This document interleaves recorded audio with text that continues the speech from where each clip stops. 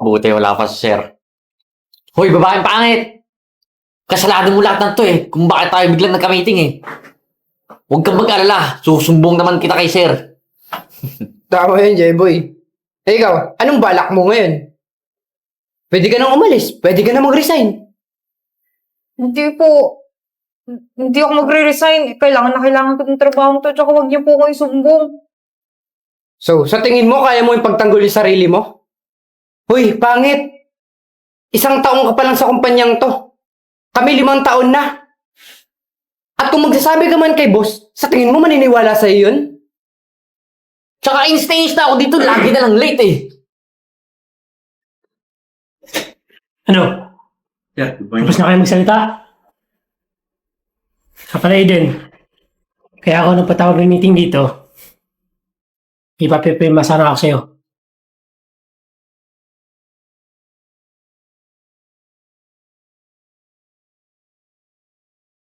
Sir! Ba't niyo ako tatanggalin, sir? Sir, wala naman akong kasalanan Pwede naman ako magpaliwanag, di ba? Tsaka, sir, kailangan ko tong trabaho to. Ako lang inaasahan ng pamilya ko. Kahit doblein ko yung pag-overtime ko, sir, kahit wag niyo na akong bayaran. Basta wag niyo akong tatanggalin. Sir naman, maawa kayo sa akin. Hoy, babae! Kahit anong gawin mong overtime, kahit ilang milyong oras pa yung gugugulin mo, sa tingin mo matatapos mo yung mga project mo? Kahit anong paliwanag mo dyan kay sir, di na makikinig sa'yo yan. Puro palpak yung mga trabaho mo. Exactly! Yung pangit at third na to, hindi na bagay ito sa kampanya natin Tama na, boys. Miss Eden, pirmahan mo na yung papel na binigay ko. I want to make sure lang na bakante yung table mo.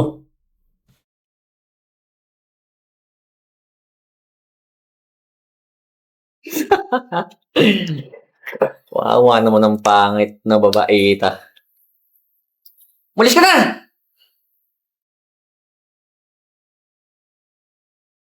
Kayong dalawa, boys. Bumalik ka na sa trabaho nyo. Sige, sir. Oh, Ceci! Na-miss kita!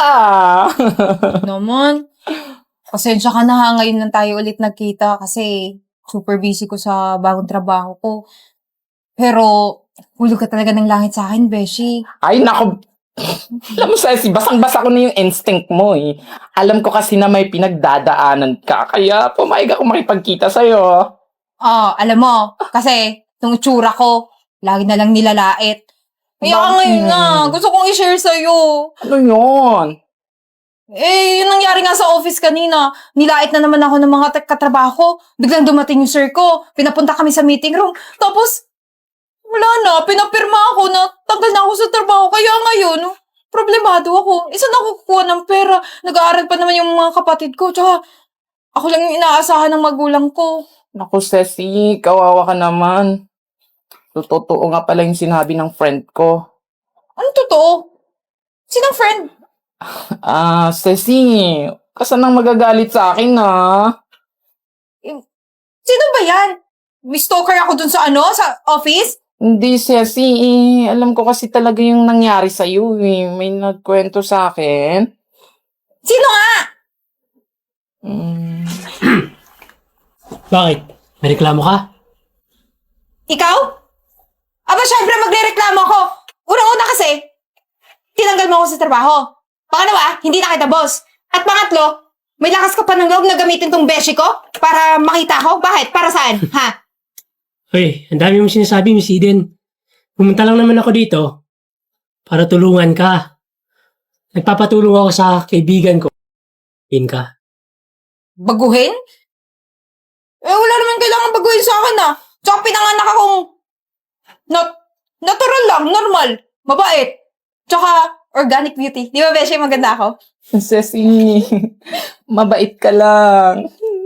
Hindi ka maganda. Ito naman, kahit dito yung pagsuporta, hindi mo ko sinusuportahan. Pala, Marimar. Ikaw lang bahala kay Miss Eden, Gawin mo yung dapat mong gawin. Baguhin mo yung itsura niya. Ano ba? Ceci, pumayag ka na. Nag-offer na si Sir, Nag-offer wala akong ibabayad. Alam mo Ano ba, naman Miss na... Eden? Ako lang bahala. Tsaka wala kang problemahin dito. Ako na magbabayad. At saka, Bessie, Alam mo naman, di ba? Magaling ako na aesthetic doctor. Ang dami ko na kayong naparitoking muka. Yung mga dating pangit.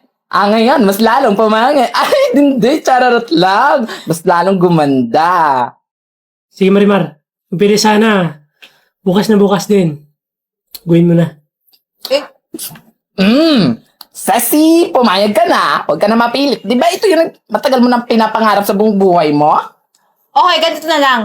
Para wala akong masyadong utang na loob sa'yo, babayaran na lang kita ng half kung ano man yung magagasto. Oh, yun naman pala eh. Sige, ikaw ang bahala. Choice Pero mo yan. monthly yun. Kailangan ko pang sustentuhan yung pamilya ko eh. Alam mo, problema sa akin yun din. Tsaka alam mo, nahawa lang naman ako sa'yo eh. Kaya, di ko na kaya yung mga ginagawa ng mga katrabaho mo. Kaya naisipan kong tulungan ka. Oh, siya, tama na. Huwag ka mag-alala, baby boy. Ako bahala kay Eden. Sige, Marimar.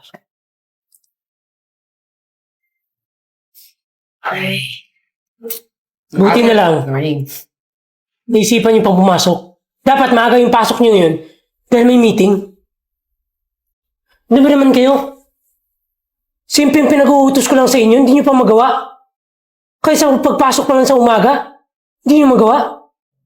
Alam niyo, 5 taon na kayo dito. Wala pa rin kayong improvement eh. Alam niyo ba? Bumababa na yung sales natin ngayon.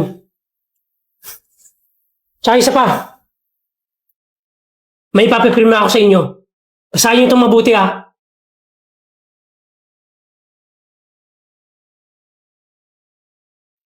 Boss, teka lang, boss. Bakit termination letter to? Kaya nga boss, wala naman kaming ginagawang mali Hindi pa ba mali yung ginagawa niyo? Lagi kayong late? Simpleng patakaran lang, di niyo magawa. Mabala, may papakilala ko sa inyo. Bago niyong kapalit.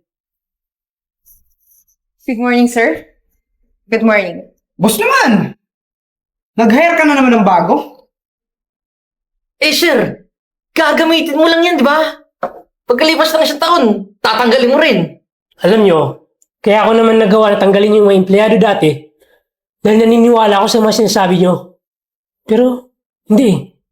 Kasi nakikita ko na ngayon mga improvement na wala namang nangyayari. Simula nung wala na kayong kasama, halos wala na kayong ginagawa. Tsaka isa pa, di niyo ba ito nakilala? Yung dati niyong katrabaho, si Miss Eden. Eden? Boss! Wala kaming maalala na Eden na maganda. Boss, yung tinanggal mo, mukhang kanal yun eh. Tsaka ang daming tigyawat sa mukha nun eh. Diyan kayo magaling sa mga lait. Pero yung trabaho niyo, hindi niyo gagawa ng maayos. Oo. Tama siya. Ako yung nilait-lait at pinintasan niyo dati. Pero dati yon, hindi na ngayon.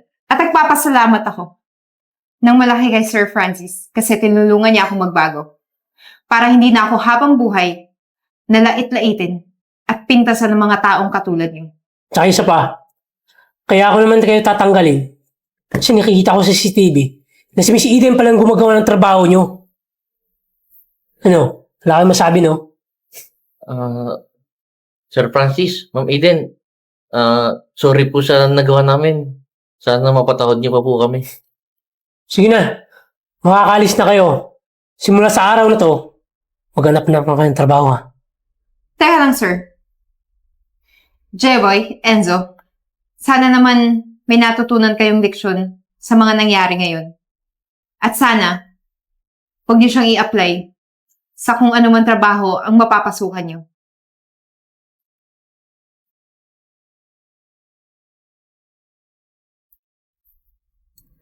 By the way, Miss Eden, I would like to congratulate you kasi ikaw na magiging manager dito sa kumpanya ko. Talaga, sir? Naku po, maraming salamat po, ha. Congratulations, Miss Eden. Thank you po. Salamat sa tiwala.